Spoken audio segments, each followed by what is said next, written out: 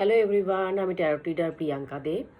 আজকে যে টপিকটা নিয়ে আসছি সেটা হচ্ছে আত্মার আত্মকথা, সোলের অটোবায়োগ্রাফি, আত্মার আত্মকথা। সেটার সাথে আমাদের লাইফের সব প্রবলেম জড়িয়ে আছে। এই আত্মার আত্মকথার সাথে আমাদের লাইফের প্রতিটা প্রবলেম জড়িয়ে আছে। যদি আমরা আত্মার আত্মকথাটা বুঝি, তার আত্মকথাটা আমরা শোনার চেষ্টা করি, তাহলে আমাদের লাইফের কিন্তু সব প্রবলেম মোটামুটি সলভের দিকে সে করে দেবে সলভ। যদি তার কথা মেনে আমরা চলি, আমাদের নিজেদের যে সোল আছে, আত্মা, তার কথা মেনে যদি আমরা চলি, তাহলে আমাদের লাইফে যতটা প্রবলেম মোটামুটি সেই সলভ করে দেবে। কিন্তু আমরা তার কথা শুনিই না। তার কথা শোনা তো দূরে থাক, তাকে জীবন্তই রাখি না, তাকে ঘুম পাড়িয়ে রাখি, তাকে জীবন্তই রাখি না। তার কথা শোনা তো দূরে থাক, সে কি চায় সেটা শোনা তো দূরে থাক, আমরা তাকে ঘুম পাড়িয়ে রেখে দিই, সারা জীবন ঘুম পাড়িয়ে রেখে দিই। প্রথম কথা হচ্ছে, একটা উদাহরণের মাধ্যমে বোঝানোর চেষ্টা করছি। ছোট বাচ্চা একদম জন্মানোর পরে সে কিন্তু তার হাতে কোনো খেলনা দেওয়া হোক বা কিছু দেওয়া হোক, সে কিন্তু সেটার মর্ম বোঝে না। তার কাছে কিন্তু সেটা তার কাছে যদি 1 কোটি টাকাও দেওয়া হয়, তার হাতে একটা ছোট 1 মাসের বাচ্চার হাতে যদি 1 কোটি টাকাও দেওয়া হয়, সে সেটার মর্ম বোঝে না। সে 1 কোটি টাকার কী মানে সে সেটা জানে না। সে একটাই জিনিস জানে, তার মা। সে তার মাকে ছাড়া কিন্তু কিছুই বোঝে না তখন। তার কাছে 1 কোটি টাকাও মূল্যহীন, কোনো মূল্যই নেই। তার কাছে মাই হচ্ছে সবচেয়ে দামি। তো সেরকমই আমাদের যে ভিতরে সোলটা বসে আছে, আমি বলি পরমাত্মার ছোট্ট অংশ আত্মা বসে আছে, তার না কামের দরকার আছে, না লোভের দরকার আছে, না ক্রোধের দরকার আছে, না মায়া মমতা মোহের দরকার আছে, না রাগের দরকার আছে, না টাকা পয়সার দরকার আছে। কিছুর দরকার নেই তার। সে বলছে আমার কিছু লাগবে না, আমাকে শুধু একটা জিনিস দে। কি জিনিস? আমার যে আমি আত্মা, যার থেকে আমি বিচ্ছুরিত, যার থেকে আমার সৃষ্টি হয়েছে, আমাকে সেই পরমাত্মার সাথে মিলিয়ে দে। ব্যাস, আমার আর কিচ্ছু লাগবে না। যা সব কিছু লাগে সে তো শরীরের লাগে, আত্মার কিন্তু কিছু লাগে না। তার একটাই আবদার, সেটা হচ্ছে আমাকে আমার বাবা মার সাথে কন্ট্যাক্ট করিয়ে দে, আমাকে আবার বাবা মার সাথে কানেক্ট রাখ, সবসময় কানেক্ট রাখ। আমি শুধু তাদেরকেই চাই। টাকা পয়সা, কোটি টাকা কিচ্ছু দরকার নেই, ভালোবাসা মোহ কাম কিচ্ছুর দরকার নেই। আমাকে শুধু তাদের সাথে কানেক্ট রাখ, ব্যাস। তার এতটুকুই দাবি, একটা ছোট বাচ্চার মতো, যে তার শুধু মা বাবাকেই দরকার, তার আর কিচ্ছু দরকার না। তার বাদবাকি দরকার শুধু কিন্তু শরীরের হয়, সোলের হয় না। কিন্তু আমরা কি করি? আমরা কি তাকে কানেক্ট করিয়ে রাখতে পারি তার মা বাবার সাথে? পারি না। অনেক মানুষ আছে 80, 90, 100 বছরের, মারা যায়, তারা পর্যন্ত নিজের সোলকে ঠাকুরের সাথে কানেক্ট করে না, তার মা বাবার সাথে কানেক্টই করে না। সারা জীবন চলে যায়, মনুষ্য জীবন চলে যায়, তারা ঠাকুরের সাথে কানেক্টই করে না নিজের সোলকে।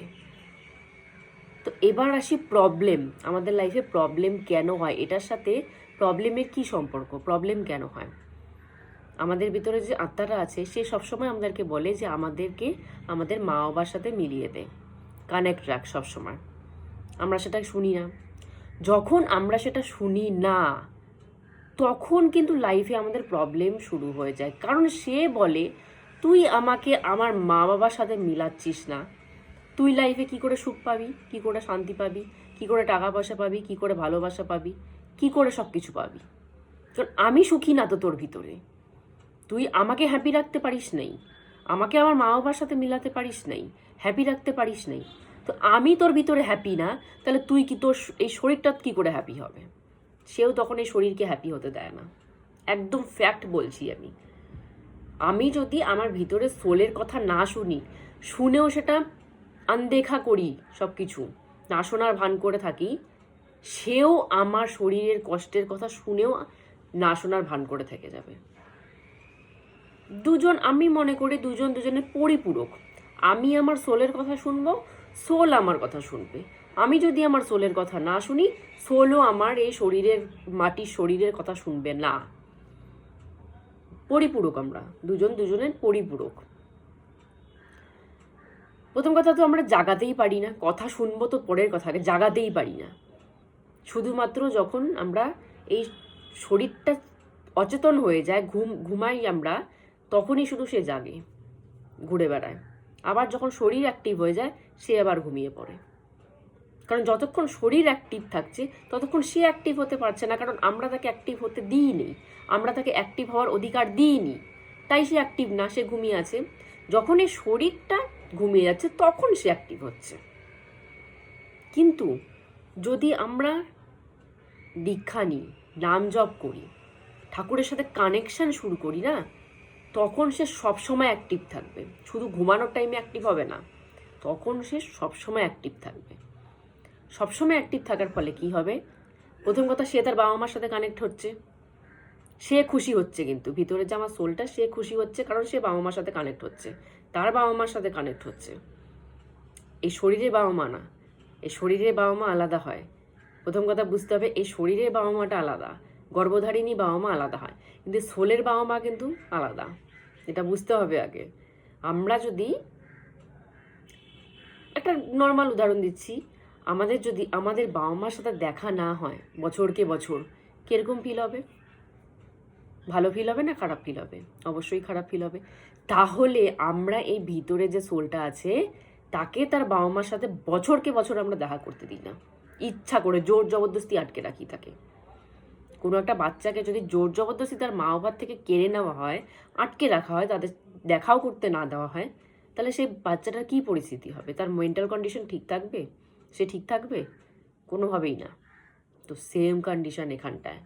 আমরা নিজের এই শুধুমাত্র এই শরীরটাকে প্রাধান্য দেওয়ার জন্য, এই মাটির শরীরটাকে প্রাধান্য দেওয়ার জন্য ভিতরের যে সোলটা আছে, আত্মাটা আছে, যেটা বায়ু শরীর বলি, সেটাকে আনদেখা করে রাখি, সেটাকে ঘুম পাড়িয়ে রেখে দিই। সেটাকে বলি তোর বাবা মার সাথে দেখা করার দরকার নেই, আমার এই শরীরের বাবা মার সাথে দেখা করলেই হবে। এখানে যে আমি গর্ভধারিণী মা বাবা পেয়েছি তার সাথে আমার দেখা করলেই হবে, তোর বাবা মার সাথে দেখা করার দরকার নেই। কি হবে তার অবস্থা তাহলে? সে খুশি থাকবে আমার ভিতরে? সে কোনো সময় খুশি থাকবে না। সে যদি ভিতরে খুশি না থাকে তাহলে এই শরীরটাকে কিন্তু সে খুশি রাখতে দেবে না। কারণ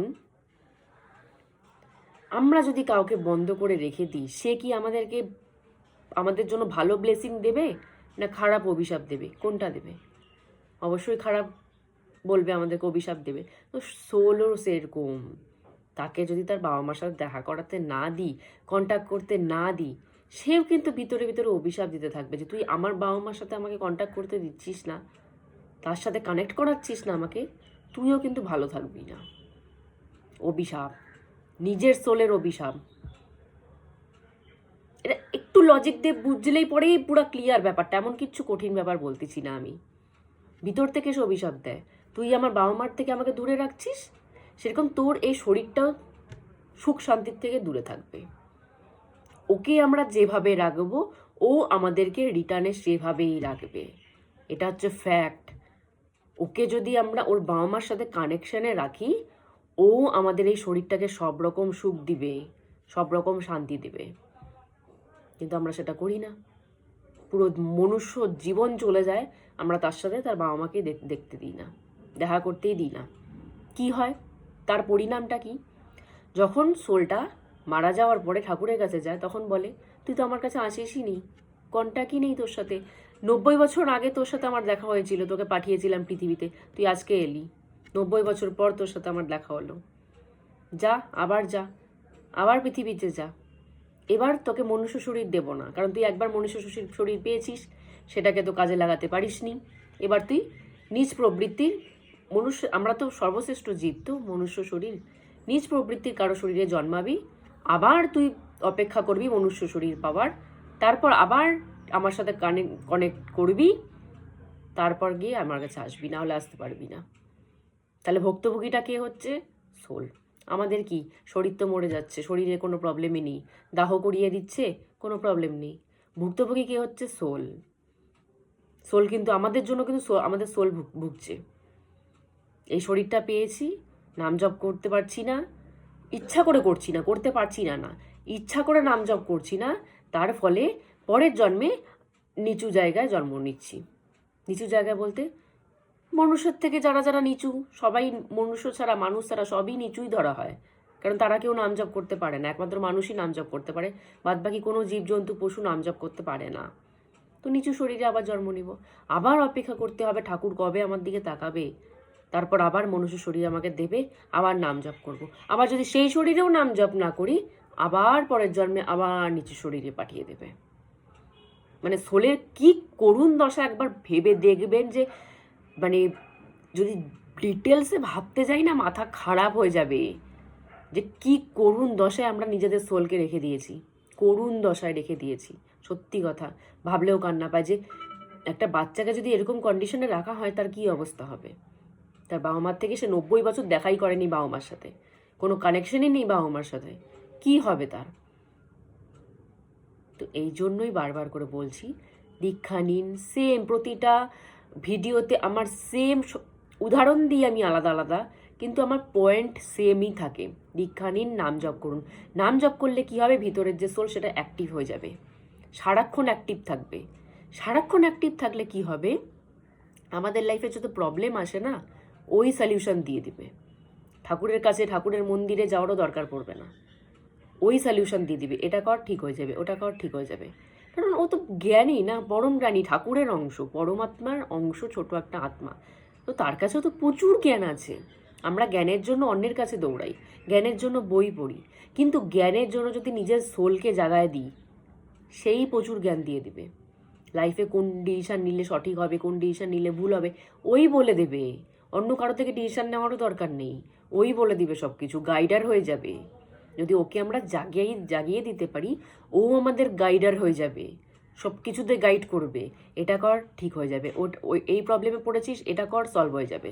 সব কিছুতে লাইফে গাইডেন্স পাওয়া যাবে ওর থেকে, সব কিছুতে গাইডেন্স পাওয়া যাবে। কিন্তু আমরা তা করি না। আমাদের গাইডেন্সের জন্য অন্য মানুষের দরকার পড়ে, গাইডেন্সের জন্য ট্যারো রিডার, অ্যাস্ট্রোলজারের দরকার পড়ে, গাইডেন্সের জন্য নিজের সোলকে আমরা কখনো জাগাই না। কিন্তু ও জেগে গেলে ওর মতো গাইডেন্স অন্য কেউ দিতে পারেই না, ইম্পসিবল। নিজের সোলের থেকে বেশি ভালো গাইডেন্স থার্ড পার্টি দিতে পারে না, ইম্পসিবল। কারণ প্রথম কথা বুঝতে হবে, সোলটা কে, ঠাকুরের অংশ, এই আত্মাটা পরমাত্মার অংশ। তো এই আত্মার থেকে বেটার জ্ঞান কে দেবে, বেটার সলিউশন কে দেবে, কেউ দিতে পারবে না। যদি জাগিয়ে দিই, ফলটা আমাদেরই, এই শরীরেরই ফল, লাভজনক, এই শরীরটারই লাভজনক হবে, ঠাকুরের লাভজনক হবে না কিছু, এই শরীরটারই লাভজনক হবে। এই যে আমরা লাইফে এত প্রবলেমে ভুগি, প্রত্যেকটা জিনিসে প্রবলেম, টাকা, প্রেম, বিয়ে, সন্তান, শরীর, সব কিছুতে প্রবলেম ভোগে মানুষে। কিন্তু যদি ওকে জাগিয়ে রাখা যায়, সলিউশন দিয়ে দিবে, প্রবলেম থেকে বাঁচবে না মানুষ। প্রারব্ধ কর্ম তো ভুগতেই হবে, কর্ম মানুষ ভুগবে, কিন্তু সলিউশন সঠিক জায়গায়, সঠিক সলিউশন সব সময় সলিউশন দিবে, প্রত্যেকটা সময় সলিউশন দিবে। ওর সাথে যদি আমরা সাথী বানিয়ে নিই, ওকে আগের দিন আমি বলেছিলাম, ওকে যদি আমরা সাথী বানিয়ে নিই, সব কিছুতে গাইডেন্স দিবে। শুধু ওর একটাই জিনিস দরকার, নাম জপ, ওর বাবা মার সাথে কানেকশন, ব্যাস। ওর আর কিচ্ছু দরকার নেই, ওর টাকারও দরকার নেই, প্রেমেরও দরকার নেই, ভালোবাসারও দরকার নেই, কামবোধেরও দরকার নেই, কিচ্ছুর দরকার নেই। ও শুধু বলে আমাকে শুধু আমার বাবা মার সাথে মিলিয়ে দে, শুধু কানেকশানের রাখ আমাকে, ব্যাস। এতটুক চায় ওর, ওর এতটুকু দাবি। এতটুকু দাবি আমরা ওকে দিতে পারি না। এতটুকু দাবি যদি আমরা ওকে দিয়ে দিই, তার বিনিময়ে আমাদের সব দাবিও পূরণ করে দেবে, আমাদের সব কিছুতে গাইডেন্স দিয়ে দিবে। কিন্তু আমরা একটা সিঙ্গেল দাবি ওর মানতে পারি না, এরকম অবস্থা আমাদের। যে ভিতরে যে বসে আছে, তার একটা দাবি আমরা মানতে পারি না, কিন্তু ও আমাদের সব দাবি মানতে রাজি। ও আমাদেরকে সব কিছুতে গাইডেন্স দিতে রাজি। এমন না শুধু প্রেম ঘটিত ব্যাপারে গাইডেন্স দেবে, পয়সার ব্যাপারে গাইডেন্স দেবে না, তা না, সব কিছুতে গাইডেন্স দেবে। ওর সব কিছুর নলেজ আছে, প্রেম থেকে শুরু করে পয়সা, বিজনেস, চাকরি, শরীর, সংসার, সব কিছুতে ওর গাইডেন্স আছে, সব কিছুতে ওর নলেজ আছে। কিন্তু আমরা সেই নলেজটাকেই কাজে লাগাতে পারছি না। আমাদের ভিতরে যে কত নলেজ আছে, সেই নলেজটাকে আমরা কাজে লাগাতে পারছি না। দোষটা আমাদের, দোষটা আমাদের সোলের না, দোষটা ঠাকুরের না, দোষটা এই মনুষ্য শরীরের। আমরা এত টাকার পিছনে দৌড়াই, এত ভালোবাসার পিছনে দৌড়াই, এত সব কিছুর পিছনে দৌড়াই, আমরা সারা জীবন দৌড়াতে থাকি। কিন্তু কিছুক্ষণ থেমে যদি মেডিটেশন করে শান্ত হয়ে বসে এটাকে জাগিয়ে দিই, তাহলে আমাদের সবার পিছনে দৌড়াতে হবে না। সব কিছু কিন্তু ইজিলি হতে থাকবে, বিশেষ কঠিন কিচ্ছু ব্যাপার না, ইজিলি হতে থাকবে। কিন্তু আমরা ওকে ভুলে গিয়ে ওর কথা না শুনে আমরা সব কিছুর পিছনে দৌড়াতে থাকি। হাতে কি আসে? জিরো, কিচ্ছু নেই। তার থেকে বেটার না আমরা ওর কথা শুনি একবার, ওকে একবার ওর মা বাবার সাথে কানেকশন করিয়ে দিই, ওর দাবি পূরণ করে দিই। এমন তো কিছু দাবি না, প্রতিদিন একটু নাম জপ করা, ব্যাস এতটুকু দাবি। প্রতিদিন যদি আমরা ওকে এইটুকু দিয়ে দিই, তার বিনিময়ে যে আমাদেরকে কি দিয়ে দিবে সেটা টাকা দিয়েও কেনা যাবে না, সেটা মূল্যহীন, টাকা দিয়েও কেনা যাবে না সেটা। কি গাইডেন্স দিয়ে দিবে? কিন্তু আমরা সেটাই করি না। এটা বাদে আমরা সব করি। এই যে একটা কর্ম আমি বললাম করতে, এটা বাদে আমরা সব করি, এটাই করি না। কি প্রবলেম মানুষের আমি জানি না, কি প্রবলেম। এটা আজকে বললাম আত্মার আত্মকথা, কারণ ও বিশেষ করে মানুষের শরীরে, বিশেষ করে আমার মনে হয় কষ্টে আছে। পশুর শরীর থেকে, জীবজন্তুর শরীর থেকে মানুষের শরীরে সোল বেশি কষ্টে থাকে। কারণ পশু জীবজন্তু ওরা তো ঠাকুরের নাম করতে পারছে না, অবোধ। কিন্তু মানুষ তো বোধে আছে, বোধে থেকেও ওদেরকে ঘুমিয়ে রাখছে। সুতরাং আমার মনে হয় সোল মানুষের শরীর, পশু পাখির শরীরের থেকে মানুষের শরীরে বেশি কষ্টে আছে। কারণ আমরা পারি করতেও, যেটা ও চায় সেটা আমরা পারি করতে, তবু আমরা করি না। অন্যরা তো পারে না করতে, পশু পাখিরা তো পারে না করতে ও সোল যেটা চায়। কিন্তু সোল যেটা চায় আমরা মানুষরা পারি করতে, তবু ওদেরকে দিই না। বেশি কষ্টে আছে সোল আমাদের মানুষের শরীরে, আমি মনে করি। সুতরাং প্লিজ ভিক্ষা নিন, নাম জপ করুন, ঠাকুরের কাছে স্যারেন্ডার করে দিন, এগুলো করুন। বিশেষ কিছু সময় লাগে না, কিন্তু প্রতিদিন যদি নাম জপ করা শুরু করি আমরা, বিশেষ কিছু সময় লাগে না। ওকে যদি একবার জাগিয়ে দিই না, লাইফ কোথার থেকে কোথায় নিয়ে চলে যাবে, কোথার থেকে কি গাইডেন্স নিয়ে চলে যাবে, মানে নিজেই অবাক হয়ে যাবেন। তো আজকের মতো এখানেই এতটুকুই বললাম। প্লিজ সবাই নিজের আত্মার আত্মকথা শোনো, ও কি বলতে চাচ্ছে শোনো, ভালো মতো ওর সাথে বসো, শোনো। শুধুমাত্র মানুষের সাথেই বসলাম তা না, নিজে একা বসো, ও কি বলতে চাচ্ছে শোনো, শুনে সেটাকে ফলো করা, সেই রুলটাকে মেনটেন করার চেষ্টা করো, ও যেটা চায় সেটাকে দেওয়ার চেষ্টা করো। তাহলে তোমরা এই শরীরটা কি চাও সেটা ও দিয়ে দেবে। Give and take relationship. কিন্তু তুমি ওকে দিবা না ওর জিনিস, ও তোমাকে তোমার জিনিস কিন্তু দেবে না। তুমি ওকে ওর জিনিস দিয়ে দাও, ও তোমাকে তোমার জিনিস দিতে বাধ্য। কারণ ওরও দায়িত্ব এই শরীরটাকে ঠিক মতো রাখা। ও দেখবে যে এই শরীরটা কি করে ঠিক মতো থাকে, এই শরীরটা কি করে খুশি থাকে, ও দেখবে সেটা তখন। কিন্তু আমরা তো ওর ওর খুশি দেখতেছি না, আমরা তো সোলের খুশি দেখতেছি না। তাহলে ও এই শরীরের খুশি কেন দেখবে, কেন দেখবে? কিন্তু আমরা যদি ওকে একবার খুশি করে দিতে পারি, ও কিন্তু সব রকমের খুশি দিবে এই শরীরটাকে। কারণ ওর দায়িত্ব এই শরীরের মধ্যেও আছে, এটা ওর বাসস্থান। সুতরাং এই বাসস্থানটা আমরা, আমাদের ঘর কত সুন্দর করে সাজাই, বাসস্থান কত সুন্দর করে সাজাই যেখানে আমরা বসবাস করি। তো সোলও যে শরীরটার মধ্যে বসবাস করছে সেটাকে হ্যাপি রাখার দায়িত্বও সোলের। তো ওকে যদি আমরা হ্যাপি করতে পারি, তো ও কিন্তু ওর এই বাসস্থানটা, এই স্থূল শরীরটাকে কি করে খুশি রাখতে হবে সেটা কিন্তু ও দেখে নিবে তখন। কিন্তু আমরা সেটাই বুঝি না, আমরা ঘর বাড়ি এই চার দেওয়াল সাজাতে বিজি, যে এই বাসস্থানটাকে সুন্দর করে রাখবে সে তাকেই আমরা ভুলে যাই। ঠাকুর ঠাকুর করে বাইরে বাইরে মূর্তির মধ্যে ঠাকুর খুঁজি, ফটোর মধ্যে ঠাকুর খুঁজি, ভিতরে বসে আছে তাকেই জাগাই না। ঠাকুর পুজো দিই, বাইরে যায় মন্দিরে ডালা দিয়ে পুজো দিই, ভিতরে যে বসে আছে তাকে জাগানোর কোনো নামগন্ধ নেই। বাইরে যায় পুজো দিয়ে চলে আসি। কি হবে বাইরে যায় পুজো দিয়ে? টাকা খরচা করে কোনো লাভ নেই, কোনো লাভ নেই। তার থেকে আমি বলবো ঘরে বসো, ভিতরে যে ঠাকুর বসে আছে তাকে জাগাও, তাকে জাগাও, 1 পয়সাও লাগবে না তাকে জাগাতে। শুধু দীক্ষা নিয়ে নাম, প্রতিদিন নাম জপ করতে হবে, 1 পয়সাও লাগবে না একে জাগাতে। তাকে জাগিয়ে দাও, নিজের ভিতরের ঠাকুরকে জাগিয়ে দাও। ও তো ঠাকুর, সোল তো ঠাকুর, ওকে জাগিয়ে দাও। লাইফের সব প্রবলেম না ধীরে ধীরে ধীরে ধীরে সব সলভ হতে থাকবে। ও সলভ করে দেবে, ও দায়িত্ব নিবে তখন তোমার লাইফের। হ্যাঁ আমি বলছি, ও দায়িত্ব নেবে তোমার লাইফের, এই শরীরটার দায়িত্ব ও নিয়ে নিবে। কোথায় কি প্রবলেম, কোথায় কি টাকা আটকে আছে, কোথায় ভালোবাসা আটকে আছে, কোথায় সংসারের প্রবলেম, কোথায় বাচ্চার প্রবলেম, ও সব দায়িত্ব নিয়ে নিবে। ওর দায়িত্ব নেওয়ার ক্ষমতা আছে, ও দায়িত্ব নিয়ে নিবে। কিন্তু আমরা দায়িত্ব ভুল মানুষকে দিই, আমরা মানুষের ওপর দায়িত্ব চাপায় দিই, কিন্তু যাকে দায়িত্ব দেওয়ার কথা তাকেই দায়িত্ব আমরা দিই না। ওকে দায়িত্ব দিয়ে দেখো, খুব সুন্দর দায়িত্ব নিভিয়ে দেয়। যেখানে যেখানে ভুল মানুষের সেখানে সেখানে বলে দিবে ভুল, যেখানে যেখানে ঠিক সেখানে সেখানে নিয়ে চলে আসবে, এই জায়গা ঠিক তোমার জন্য, এখানে চলো। এত সুন্দর দায়িত্ব নিভিয়ে দেয়, যেটা মানুষের পক্ষে কত আমি জানি না করাটা সম্ভব কি না। সুতরাং দীক্ষা নাও, নাম জপ করো, নিজের ভিতরের আত্মা, সোল, ঠাকুরের অংশ যেটাই আছে সেটাকে জাগাও। সেটাকে জাগিয়ে দিলে পরে লাইফের 50, 60, 70, 80% প্রবলেম এমনিই সলভ, এমনিই সলভ।